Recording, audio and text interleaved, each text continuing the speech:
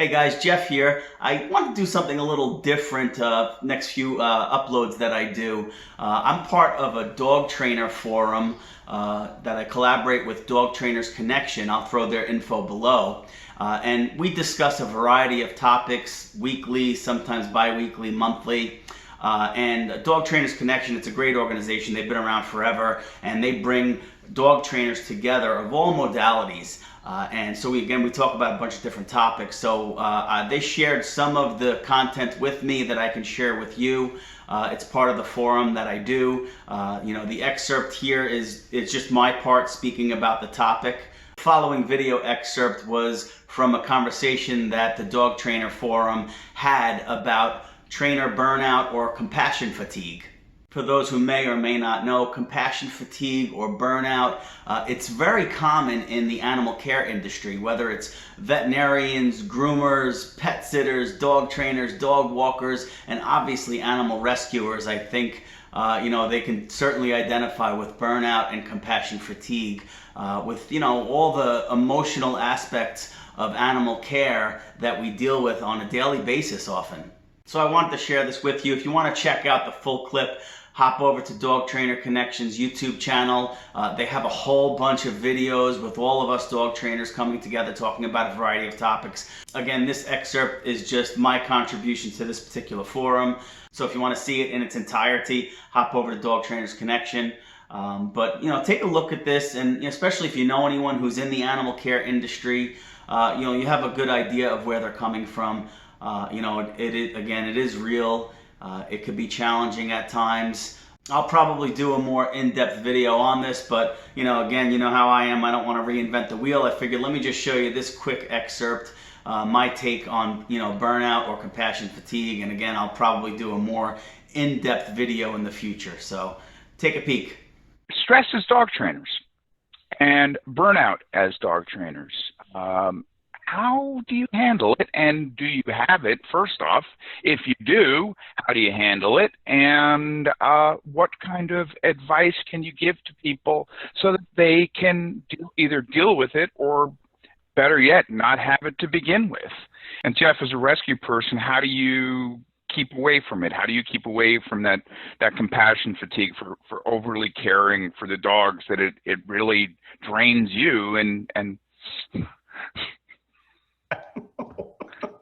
I just deal with it. No, Okay.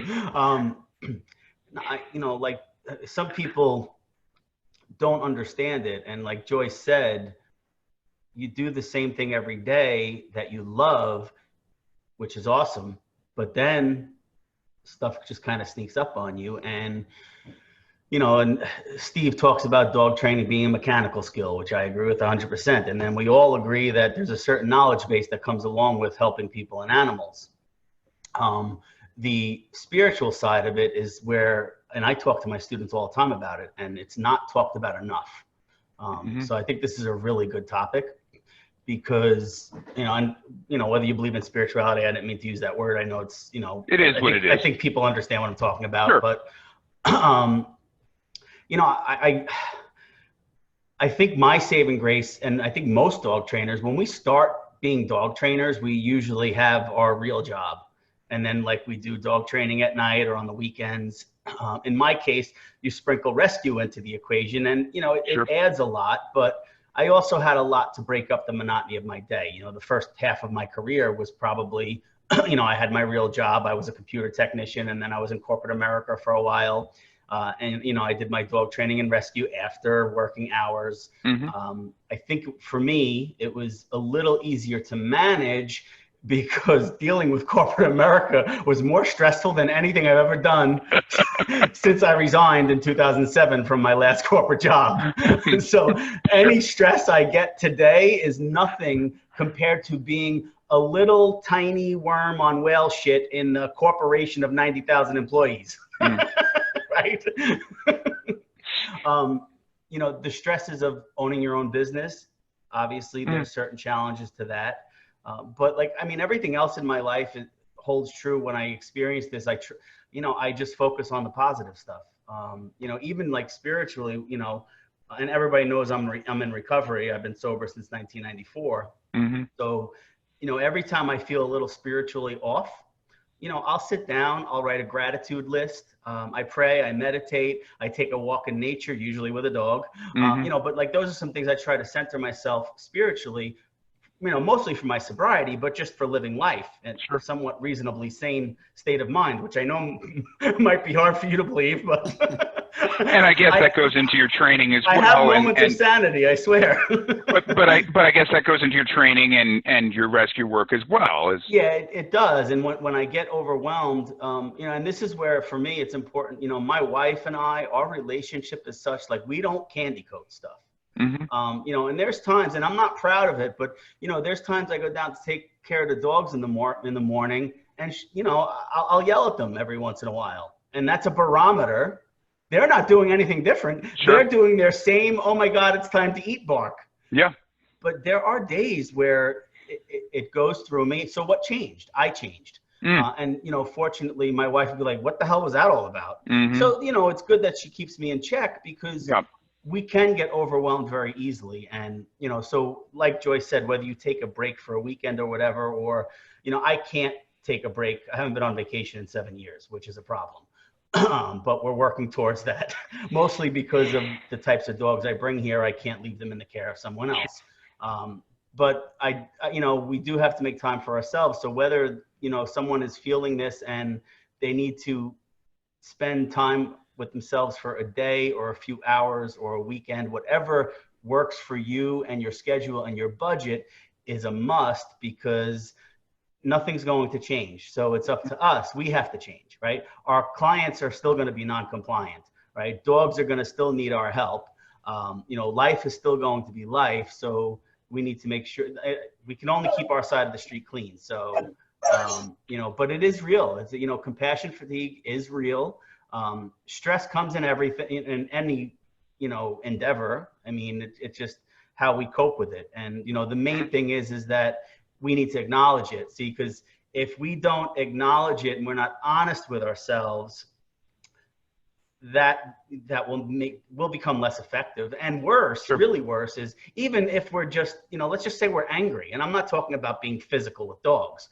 Just being angry, frustrated, tired, really overly emotional can affect dogs. Of right? course. So it's okay to be human. hmm It's okay to be human. Sure. So that was just a little tidbit, my take on compassion fatigue. Clearly, this is a really in-depth topic. The forum that I belong to, we usually only have a few minutes to share, just so everybody else has the opportunity to share their thoughts and feedback on a particular topic. And really, we can go on and on about compassion fatigue. And for people who don't know, I want to read you the literal definition of compassion fatigue. Compassion fatigue, it's a term that describes the physical, emotional, and psychological impact of helping others. Often through experiences of stress or trauma, compassion fatigue is often mistaken for burnout, which is a cumulative sense of fatigue or dissatisfaction. I mean, does it really matter to distinguish between the two? I guess it does, but whether it's, an acute traumatic experience, like we often see in the rescue world when we come across an animal that was severely abused or harmed in some fashion that really impacts us adversely? Or is it the accumulation of trauma or the accumulation of constantly helping others? And it doesn't matter what industry you're in. Obviously, I'm in the animal care industry, so that's the target of this particular topic and the content that I uploaded here for this video.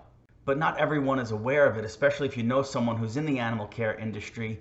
I mean, I don't share this stuff a lot on my channel. I usually talk about dog training and things along those lines, rescue, but burnout, compassion fatigue, whatever you want to call it, if you know someone that you think is a little off and maybe they're struggling, reach out to them. I mean, you'd be surprised that just asking someone if they're okay or lending an ear can go a long way. I mean, a lot of times people are coming to us and we're the ear that we're lending to others, whether it's dog training clients or other animal rescue friends or dog owners who are struggling with their animals through training, or they're thinking about getting rid of their dog, or their dog passed away. I mean, there's so many layers to what we do in the animal care industry, regardless of what role in the industry we are. Again, like whether we're a veterinarian or some kind of pet care provider or dog trainer or dog rescuer. I don't know why we do it, but we hold so much on our shoulders. And sometimes, just asking, hey, are you okay? Sometimes that's all it takes to help someone through something. And, if it's someone close to you that you love, encourage them to take time for themselves. I don't know why we feel this way, but I'm speaking for myself, but also a lot of friends I know, especially in animal rescue, it's almost like we feel guilty if we take time for ourselves, that by doing that, somehow we might miss the opportunity to help an animal in need. I know it may sound crazy to some people, but that's how a lot of us think. And at the end of the day, if we are not taking care of ourselves, we are not going to be useful to others or other animals in need. So I hope this sheds a little bit of light on compassion fatigue for some people that may not be aware of it. And again, I can't urge you enough. If you know someone close to you that is in the animal care industry, just ask them if they're okay, especially if they seem a little off or something. It'll go a long way in just them knowing that you're there for them. Sometimes that's all we need. Sometimes we need to kind of purge, and we need that ear, for someone to hear what we're going through. So anyway, thanks for joining again. This is a little different spin on the content I usually upload, but I figured, what the heck, Dog Trainers Connection, they gave me their raw video footage. They said I could share my excerpt with you. And again, if you want to see all of the Dog Trainers Connection forums in their entirety, hop over to Dog Trainers Connection here on YouTube. And again, if this is your first time on my channel, if you like this video, give me a thumbs up. Take a spin around. If you like what you see, consider subscribing to my channel as well. And thank you all for watching, and I'll see you soon.